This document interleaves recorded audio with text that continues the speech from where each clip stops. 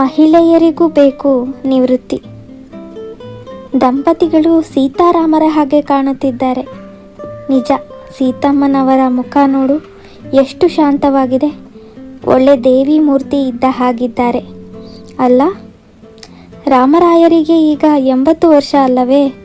ಆದರೂ 60 ವರ್ಷದವರ ಹಾಗೆ ಕಾಣುತ್ತಾರೆ. ಸೀತಮ್ಮನೇ ಸ್ವಲ್ಪ ವಯಸ್ಸು ಆದವರ ಹಾಗೆ ಕಾಣುತ್ತಾರೆ. 80 ವರ್ಷದ ಶಾಂತಿಗೆ ಬಂದು ರಾಮರಾಯರಿಗೆ 80 ವರ್ಷ ಅಲ್ವಾ ಅಂತೀಯಲ್ಲ. ಏನು ಹೇಳೇ ಇಲ್ಲಿ ನಿನ್ನ ಬುದ್ಧಿಗೆ. ಆದರೆ ಸೀತಮ್ಮಂಗೆ ಬರೀ 68 ವರ್ಷವಂತೆ. ತನಗೂ ಯಜಮಾನರಿಗೂ 12 ವರ್ಷ ಅಂತರ. ಹಳೆ ಕಾಲದ ಮದುವೆ ಅಂತಿದ್ರು ಸೀತಮ್ಮ.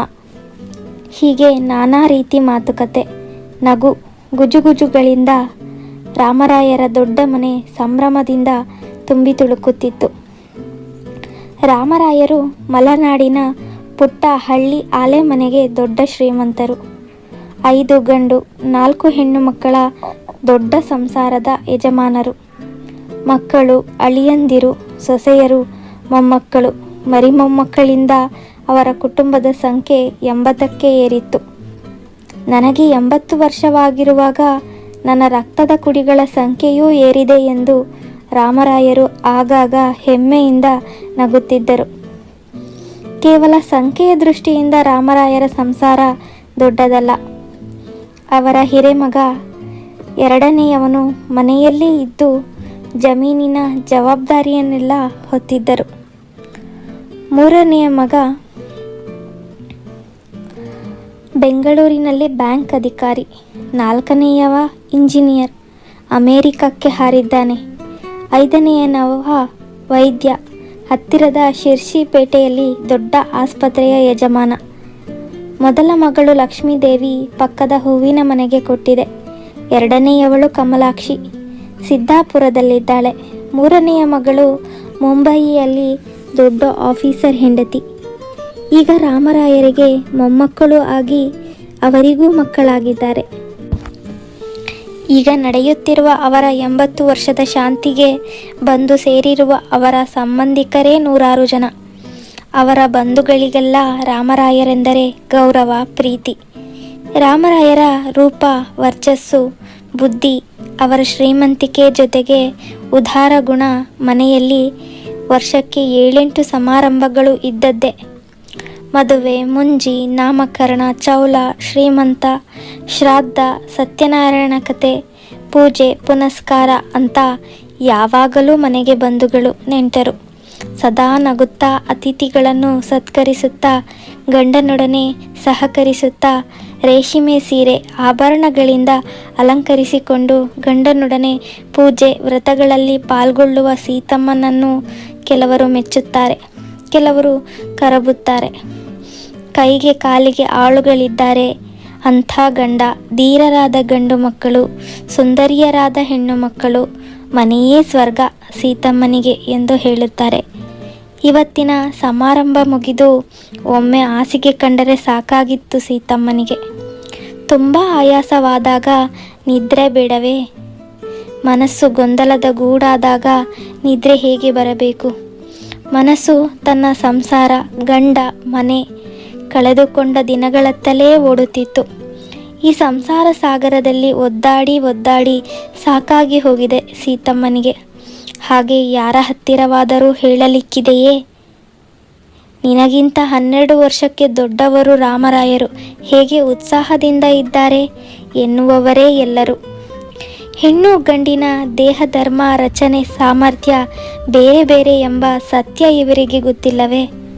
12 ವರ್ಷಕ್ಕೆ ಮೈನೆರೆಯುವ ಹುಡುಗಿಗೆ 14-15 ವರ್ಷಕ್ಕೆ ತಾಯಾದರೆ ನಂತರ 40-45ಕ್ಕೆಲ್ಲ ತಾಯಾಗುವ ಶಕ್ತಿ ಕಳೆದುಕೊಳ್ಳುತ್ತಾಳೆ. ವೃದ್ಧಾಪ್ಯದತ್ತ ಸಾಗತೊಡಗುತ್ತಾಳೆ. 18ರ ಹುಡುಗ ಇನ್ನೂ ಹುಡುಗನೇ. ತಂದೆಯಾಗುವ ಶಕ್ತಿ 80ರವರೆಗೂ ಇರುತ್ತದೆ ಅಂತ ಕಾಣುತ್ತದೆ. ಇದಕ್ಕೇನು ಕಷ್ಟಪಡಬೇಕೇ? ಒಂದು ಮಗುವಿನ ತಾಯಾಗಲು ಹೆಣ್ಣಿಗೆ ಇಚ್ಛೆ ಇರಲೇಬೇಕೆಂದಿಲ್ಲ. ಬಲಾತ್ಕಾರದಿಂದಲೂ ಮಕ್ಕಳಾಗುತ್ತವೆ. 9 ತಿಂಗಳು ಹೊತ್ತು ತೀವ್ರ ವೇದನೆ ಅನುಭವಿಸಿ ಹೆತ್ತು ಮತ್ತೆ 4-6 ವರ್ಷ ಮಲಮೂತ್ರ ಬಳಿದು ಹಾಲುಣಿಸಿ ಸಾಕಿದರೂ ತಾಯ ಕರ್ತವ್ಯ ಮುಗಿಯುವುದಿಲ್ಲ. ಮಕ್ಕಳನ್ನು ಒಳ್ಳೆಯವರಾಗಿ ಬೆಳೆಸಿ ವಿದ್ಯೆ ಬುದ್ಧಿ ಕಲಿಸಿ ಅವರ ಸಂಸಾರ ಕಟ್ಟಿಕೊಟ್ಟು ಹೆಣ್ಣು ಮಕ್ಕಳ ಬಸಿರು ಬಾಣಂತನ ಮುಗಿಯುವಂಥದ್ದೇ ತಾಯಿಯ ಜವಾಬ್ದಾರಿ. ಮಕ್ಕಳು ಕೀರ್ತಿವಂತರಾದರೆ ಅಪ್ಪನ ಮಕ್ಕಳು, ಕೆಟ್ಟ ಕೆಲಸ ಮಾಡಿದರೆ ಅಮ್ಮನ ಮಕ್ಕಳು ಎನ್ನುವುದು ಸಾಮಾನ್ಯವಲ್ಲವೇ? ಇದನ್ನೆಲ್ಲ ಸೀತಮ್ಮ ಯಾರ ಹತ್ತಿರವಾದರೂ ಹೇಳಿದ್ದು ಇದೆಯೇ?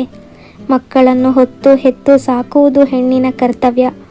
ಅದು ಹೆಣ್ಣಿಗೆ ನೀಡಿದ ಶಾಪವೋ ವರವೋ, ಅಂತೂ ಅನಿವಾರ್ಯ ಕರ್ಮ. ಈ ಮನುಷ್ಯ ಪ್ರಪಂಚದಲ್ಲಿ ಮದುವೆ ಅಂತ ಒಂದು ಇದೆ. ಇಲ್ಲದೇ ಇದ್ದರೆ ಪ್ರಾಣಿಗಳ ಹಾಗೆ, ಹಂದಿ ನಾಯಿಗಳ ಹಾಗೆ ತಾಯಿ ಹಿಂಡು ಮರಿ ಕಟ್ಟಿಕೊಂಡು ಹೊಟ್ಟೆ ತುಂಬಿಸಿಕೊಳ್ಳಲು ಅಲೆಯಬೇಕಾಗುತ್ತಿತ್ತು. ಗಂಡು ಓಲಾಡುತ್ತಿದ್ದ ತನಗೆ ಬೇಕಾದ ಹಾಗೆ. ಇದೆಲ್ಲ ಯಾಕೆ, ಯಾರು ಅರ್ಥ ಮಾಡಿಕೊಳ್ಳಲ್ಲ? ರಾಮರಾಯರ ಜೊತೆ ಹೋಲಿಸಿ ನೀನ್ಯಾಕೆ ಮುದಿಯಾದೆ ಅಂತಾರಲ್ಲ ಎಂದು ಸೀತಮ್ಮ ಯೋಚಿಸಿ ದಣಿಯುತ್ತಿದ್ದರು. ಸೀತಮ್ಮನಿಗೆ ಮದುವೆಯಾದಾಗ 15 ವರ್ಷ, ರಾಮರಾಯರಿಗೆ 27 ವರ್ಷ. ಮದುವೆಯಾದ ವರ್ಷಕ್ಕೆ ಪ್ರಾರಂಭವಾದ ಬಸಿರು ಬಾಣಂತನದ ದೀರ್ಘ ಧಾರಾವಾಹಿ ಮುಗಿದದ್ದು 48 ವರ್ಷಕ್ಕೆ ಮುಟ್ಟು ನಿಂತಾಗಲೇ. ಹುಟ್ಟಿದ್ದು 15 ಆದರೆ ಉಳಿದದ್ದು 8. ದೊಡ್ಡ ಮಗ ಕೇಶವನಿಗೆ 53 ವರ್ಷ, ಅವನಿಗಿಂತ 1 ವರ್ಷಕ್ಕೆ ಚಿಕ್ಕವ ಕೃಷ್ಣ. ಮೂರನೆಯವ ಮಾಧವನಿಗೆ ಈಗ 50 ಮುಗಿದಿದೆ. ಈ ಮಾಧವ ತನ್ನ ಹೆಂಡತಿ ಮಕ್ಕಳೊಡನೆ ಬೆಂಗಳೂರಿನಿಂದ ಈ 80 ವರ್ಷದ ಶಾಂತಿಗೆ ಬಂದಿದ್ದಾನೆ. ಬ್ಯಾಂಕಿನ ಅಧಿಕಾರಿ. ತಂದೆ ಅಣ್ಣ ಅಕ್ಕಂದಿರೊಡನೆ ಏನೇನೋ ಮಾತನಾಡುತ್ತಾನೆ. ಅದೇನೋ VRS ಅಂತ, ಅದರಿಂದ ತನಗೆ ಏನೇನು ಲಾಭ ಅಂತ ವಿವರಿಸುತ್ತಾನೆ. ಸಾಕಾಗಿ ಹೋಗಿದೆ ಈ ಬ್ಯಾಂಕ್ ಕೆಲಸ. ಆ ಬೆಂಗಳೂರಿನಲ್ಲಿ ಓಡಾಟದಲ್ಲೇ ಅರ್ಧ ಆಯಸ್ಸು ಕಳೆಯುತ್ತದೆ. ಈಗ ಸ್ವಲ್ಪ ಆರಾಮ ಇರೋಣ ಅಂತ ಹೇಗೋ ನಮ್ಮ ಪಮ್ಮಿ ಮದುವೆಯಾಗಿದೆ. ಮಗ ಅರುಣ ಇಂಜಿನಿಯರ್, ಅಮೆರಿಕಾದಲ್ಲಿದ್ದಾನೆ ಇತ್ಯಾದಿ. ರಾಮರಾಯರಿಗೂ ಮಗನ ಮಾತು ಸತ್ಯ ಅನಿಸುತ್ತದೆ. ಇವರಾದರೂ ಅಷ್ಟೇ. 60 ವರ್ಷದ ಶಾಂತಿ ಮುಗಿದಾಗ ದೊಡ್ಡ 2 ಗಂಡು ಮಕ್ಕಳನ್ನು ಕರೆದು, ನೋಡಿ, ನನ್ನದನ್ನು ವಾನಪ್ರಸ್ಥ ಅಡವಿಗೆ ಹೋಗೋದಿಲ್ಲ. ಇನ್ನೂ ಏನಿದ್ರೂ ಮನೆ ಜಮೀನು ವ್ಯವಹಾರ ನಿಮ್ಮದು. ನಮ್ಮೂರ ದೇವಸ್ಥಾನ, ನಮ್ಮ ಹಳ್ಳಿ, ಶಾಲೆ, ಸಮಾಜಗಳಿಗೆ ಸ್ವಲ್ಪ ಸೇವೆ ಮಾಡೋದು ನನ್ನ ವಾನಪ್ರಸ್ಥ ಎಂದಿದ್ದರು. ರಾಯರ ಈ ಅಪಾರ ತಿಳುವಳಿಕೆ, ಉದಾರ ಮನೋಭಾವ, ಸಮಾಜ ಸೇವೆಯ ಹಂಬಲ ಊರವರನ್ನೆಲ್ಲ ಮೆಚ್ಚುಗೆ ಗಳಿಸಿದ್ದೇನೋ ನಿಜ. ಆದರೆ ಸೀತಮ್ಮನ ಪಾಡು? ಗಂಡನ ಕಾಲವೆಂದರೆ ಧರ್ಮರಾಯರ ಕಾಲ, ಮಗನ ಕಾಲ ಯಮಧರ್ಮರಾಯರ ಕಾಲ ಎನ್ನುವಂತೆ ಆಗಿತ್ತು. ಕುಟುಂಬದ ಯಜಮಾನಿಕೆಯ ಕೀಲಿಕೈ ಸೊಸೆಯ ಸೊಂಟ ಸೇರಿತ್ತು. ಮನೆ ಕೆಲಸದ ಜವಾಬ್ದಾರಿ ಹೆಗಲ ಮೇಲೆ ಕುಳಿತಿತ್ತು.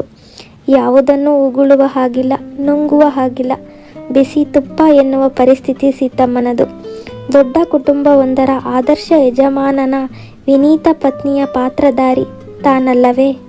ರಾಮರಾಯರಿಗೆ ಪೂಜೆ, ಹಳ್ಳಿಯ ಸಭೆ ಸಮಾರಂಭ, ಓದು ಅಂತ ಆರಾಮವಾಗಿ ಸಮಯ ಕಳೆಯುತ್ತಿತ್ತು. ಗಂಡನ 2 ಗಂಟೆಯ ಪೂಜೆಗೆ ಅಣಿ ಮಾಡುವುದರಲ್ಲಿ ಸೀತಮ್ಮನ ಸೊಂಟ ಬಿದ್ದು ಹೋಗುತ್ತಿತ್ತು. ಪೂಜೆಯ ನಂತರ ಮತ್ತೆ ಎಲ್ಲ ಸೇರಿಸಿ ಯಜಮಾನಿ ಸೊಸೆ ಮಲಗಿದಾಗ ಅವಳ ಮಕ್ಕಳು, ನಂತರ ಅವಳ ಮೊಮ್ಮಕ್ಕಳನ್ನು ನೋಡಿಕೊಳ್ಳುತ್ತಾ ಸೀತಮ್ಮನ ಆಯುಷ್ಯ ಕಳೆಯುತ್ತಿತ್ತು. 60 ವರ್ಷಕ್ಕೆ ವಾನಪ್ರಸ್ಥ ಅಂತ ಜವಾಬ್ದಾರಿ ಕಳೆದುಕೊಂಡ ರಾಮರಾಯರಿಗೆ ಉಳಿದ ಯಾವ ವಿಷಯದಲ್ಲೂ ಆಸಕ್ತಿ ಕುಗ್ಗಿರಲಿಲ್ಲ. ಸೀತಮ್ಮನಿಗೆ ಮುಟ್ಟು ನಿಂತಿದ್ದರಿಂದ ಮಕ್ಕಳಾಗುವುದು ನಿಂತಿತ್ತು ಅಷ್ಟೇ. ನಾಲಿಗೆ, ಹಲ್ಲು ಗಟ್ಟಿಯಾಗಿತ್ತು. ದುಡ್ಡಿನ ದೊಡ್ಡ ಗಂಟೊಂದು ರಾಯರ ಬ್ಯಾಂಕಿನಲ್ಲಿ ಭದ್ರವಾಗಿತ್ತು. ಮಕ್ಕಳು, ಸೊಸೆಯರು ರಾಯರನ್ನು ಗೌರವದಿಂದಲೇ ಕಾಣುತ್ತಿದ್ದರು. ಆದರೆ ಸೀತಮ್ಮ ಮದುವೆಯಾದಾಗಿನಿಂದ ಅವಿಶ್ರಾಂತ ದುಡಿಮೆ. ಪ್ರಕೃತಿ ತಿಂಗಳ 4 ದಿನದ ರಜೆಯನ್ನು ಕೊಟ್ಟಾಗಲೂ ಅಂಗಳದಲ್ಲಿ ಗುಡಿಸಿ ಸಾರಿಸಿ ಸಗಣಿ ಬೆಳೆದು ತೋಟದಿಂದ ಹಾಳೆ ಹೊರೆ ಹೊತ್ತುಕೊಂಡು ಬಾ ಮುಂತಾಗಿ ಕೆಲಸ. ಈ ದಾಂಪತ್ಯ ಜೀವನದಲ್ಲಿ ಒಂದಾದರೂ ಪ್ರವಾಸ ಯಾತ್ರೆ ಹೋದದ್ದುಂಟೆ? ತವರಿನಲ್ಲಿ ತಾಯಿ ಮೊದಲೇ ಇರಲಿಲ್ಲ. ಸೇರಿದ ಮನೆಯಲ್ಲಿ ಅತ್ತೆ ಇರದೆ ಹೆಣ್ಣು ದಿಕ್ಕು ಬೇಕು ಅಂತಲೇ ಮದುವೆಯಾಗಿದ್ದು. ಮೊದಲ ಮಕ್ಕಳು ಸಣ್ಣವರು ಅಂತ ಮನೆಯಲ್ಲಿ, ಮಕ್ಕಳು ದೊಡ್ಡವರಾದ ನಂತರ ಮೊಮ್ಮಕ್ಕಳನ್ನು ನೋಡಿಕೊಳ್ಳಲು ಮನೆಗೆ ಕಟ್ಟಿಕೊಂಡಾಗಿತ್ತು. ಹೆಣ್ಣು ಮಕ್ಕಳು ತವರು ಮನೆಗೆ ಅಂತ ಬಾಣಂತನಕ್ಕೆ ಬಂದರೆ ಸೊಸೆಯರು ತಮ್ಮ ತವರಿನಲ್ಲಿ ಅನುಕೂಲ ಇಲ್ಲ ಅಂತ ಇಲ್ಲೇ. ಅಮೇರಿಕದ ಸೊಸೆ ಬಂದರೆ ಅತ್ತೆ, ಅಮೇರಿಕಾದಲ್ಲಿ ಕೆಲಸದವರು ಸಿಗೋದೇ ಕಷ್ಟ, ನನಗೆ ಇಲ್ಲಿ ಬಂದಾಗಲೇ ವಿಶ್ರಾಂತಿ ಅಂತ 2 ತಿಂಗಳು ಆರಾಮ ತೆಗೆದುಕೊಳ್ಳುತ್ತಿದ್ದಳು. ಅಲ್ಲ, ಈ 60 ವರ್ಷದ ಶಾಂತಿ, 80 ವರ್ಷದ ಶಾಂತಿ ಗಂಡಸರಿಗೆ ಮಾತ್ರ. ಹೆಂಡತಿ ಪಕ್ಕದಲ್ಲಿ ಕುಳಿತು ನೀರು ಬಿಟ್ಟರೆ ಮುಗಿಯಿತು. ಅವಳ 40, 50, 60, 70 ಯಾವಾಗ ಕಳೆದು ಹೋಗುತ್ತದೋ, ವಾನಪ್ರಸ್ಥಕ್ಕೆ ಹೋಗುವಾಗಲೂ ಹೆಂಡತಿ ಜೊತೆಗೆ ಬೇಕು. ಧರ್ಮ, ಅರ್ಥ, ಕಾಮದಲ್ಲಿ ಮಾತ್ರ ನಾವು ಜೊತೆಗಾರರು, ಮೋಕ್ಷ ಮಾರ್ಗದಲ್ಲಿ ಅಲ್ಲ ಅಂತ ಒಮ್ಮೆ ಹೇಳಿದರೆ ಏನಾಗುತ್ತದೆ? ರಾತ್ರಿ ಕಳೆದು ಸೀತಮ್ಮ ಯಾವಾಗ ನಿದ್ರೆಗೆ ಜಾರಿದರೋ ಗೊತ್ತಿಲ್ಲ. ಇಡೀ ಮನೆ ನಿನ್ನಿಂದ ಸಮಾರಂಭ ಮುಗಿದ ಆನಂದ. ಶಾಂತಿಯಿಂದ ಮಲಗಿತ್ತು. 80 ವರ್ಷದ ರಾಯರು ಮಾತ್ರ 6 ಗಂಟೆಗೆ ವಾಕಿಂಗ್ ಹೋದವರು 8 ಗಂಟೆಗೆ ಮರಳಿದ್ದರು. ಮನೆಗೆ ಬಂದಾಗ ವಿಚಿತ್ರ ಸನ್ನಿವೇಶ ಎದುರಾಗಿತ್ತು. ಸೀತಮ್ಮ ಮೌನವಾಗಿ ತಮ್ಮ ಹಾಸಿಗೆಯಲ್ಲಿ ಕುಳಿತಿದ್ದರು. ರೂಮಿನ ತುಂಬ ಮಕ್ಕಳು, ಮೊಮ್ಮಕ್ಕಳು. ಯಾವ ಮಾತಿಗೂ ಸೀತಮ್ಮ ಮಾತನಾಡದೆ ಶೂನ್ಯದಲ್ಲಿ ದೃಷ್ಟಿ ನೆಟ್ಟಿದ್ದರು. ರಾಮರಾಯರು ಬಂದವರೇ ಸೀತಮ್ಮನ ಬಳಿ ಬಂದು ಕಾಫಿ ಎಂದಿದ್ದರು. ಸೀತಮ್ಮ ನಿಧಾನವಾಗಿ ದೃಢವಾಗಿ ನುಡಿದಿದ್ದರು, ನೋಡಿ, ಇವತ್ತಿನಿಂದ ನಾನು ಈ ಹೆಂಡತಿ ಪದವಿಯಿಂದ ನಿವೃತ್ತಿ ಹೊಂದುತ್ತಾ ಇದ್ದೇನೆ. ಇದೇನು VRS ಕೊಟ್ಟು ಬಿಡಿ, ನಾನೇನು ಬಹುಬೇಗ ನಿವೃತ್ತಿ ಕೇಳುತ್ತಿಲ್ಲ. ನನಗೆ ಈಗ 68 ವರ್ಷ. 60 ವರ್ಷ ಅಂದರೆ 60 ಸಂವತ್ಸರ, ಒಂದು ಚಕ್ರ ತಿರುಗಿದ ಹಾಗಾಯಿತು. ಆದರೂ ಈ ಸಂಸಾರಕ್ಕಾಗಿ 8 ವರ್ಷ ಹೆಚ್ಚಿಗೆ ದುಡಿದಿದ್ದೇನೆ. ಇನ್ನು ಈ ಸಂಸಾರ ಸಾಗರದಲ್ಲಿ ಈಜಲು ನನ್ನಿಂದ ಸಾಧ್ಯವಿಲ್ಲ. ನನಗೆ ಇಷ್ಟು ವರ್ಷ ಹೊಟ್ಟೆಗೆ, ಬಟ್ಟೆಗೆ, ಆಭರಣಕ್ಕೆ ನೀವು ಖರ್ಚು ಮಾಡಿದ್ದೀರಿ. ನಾನೂ ಶಕ್ತಿ ಮೀರಿ ದುಡಿದಿದ್ದೇನೆ. ಈಗ ನನಗೆ ವಿಶ್ರಾಂತಿ ಬೇಕು. ಈ ವನಿತಾ ಸಮಾಜದವರು ಬದರಿ, ಕೇದಾರ, ಹರಿದ್ವಾರ, ಋಷಿಕೇಶ ಅಂತ ಪ್ರವಾಸಕ್ಕೆ ಹೊರಟಿದ್ದಾರೆ. ಒಂದು ಸೀಟು ಖಾಲಿ ಇದೆಯಂತೆ. ಸಮಾಜದ ಸೆಕ್ರೆಟರಿ, ಅದೇ ಗಂಡುಬೀರಿ ಶಾರದಾ, ಯಾರ ಹತ್ತಿರವೂ ನೆನ್ನೆ ನಮ್ಮ ಮನೆಗೆ ಬಂದಾಗ ಹೇಳುತ್ತಿದ್ದಳು, 8,000 ಕೊಡಬೇಕಂತೆ. ನಮ್ಮ ಅಪ್ಪ ಸಾಯುವಾಗ ನನ್ನ ಪಾಲು ಅಂತ 10,000 ಕೊಟ್ಟಿದ್ದು ನಿಮ್ಮ ಹತ್ತಿರ ಕೊಟ್ಟಿದ್ದೇನಲ್ಲ, ಅದನ್ನು ಕೊಡಿ. ಅಲ್ಲೇ ಎಲ್ಲಾದರೂ ಆಶ್ರಮ ಸೇರಿ, ಇಲ್ಲವೇ ಹಿಮಾಲಯದಲ್ಲಿ ಬಿದ್ದು ಸಾಯ್ತಿ. ತನ್ನ ಇಡೀ ಜೀವನವನ್ನೇ ಗಂಡ, ಮಕ್ಕಳು, ಮನೆ ಅಂತ ಮುಡುಪಾಗಿಟ್ಟಿರುವ ಆ ಒಳ್ಳೆಯ ಮನಸ್ಸಿನ ಹೆಣ್ಣು ಮಕ್ಕಳಿಗೆ ಅವಳಿಗೋಸ್ಕರನೇ ಅಂತ ಒಳಿತಾಗಲಿ ಅಂತ ಅವಳ ಬಗ್ಗೆ ಯೋಚನೆ ಮಾಡುವ ಒಳ್ಳೆಯ ಮನಸ್ಸು ಗಂಡ ಮಕ್ಕಳಿಗೂ ಇರಬೇಕು ಅನ್ನೋದೊಂದೇ ಈ ಕಥೆಯ ಉದ್ದೇಶ. ಕತೆ ಇಷ್ಟವಾಗಿದ್ದರೆ ದಯವಿಟ್ಟು ಶೇರ್ ಮಾಡಿ, ಲೈಕ್ ಮಾಡಿ, ಸಬ್ಸ್ಕ್ರೈಬ್ ಮಾಡಿಕೊಳ್ಳಿ. ಕಥೆನ ಕೇಳುತ್ತಿದ್ದರೆ ಸಬ್ಸ್ಕ್ರೈಬ್ ಮಾಡಿಕೊಂಡು ಸಪೋರ್ಟ್ ಮಾಡಿ. ಧನ್ಯವಾದಗಳು.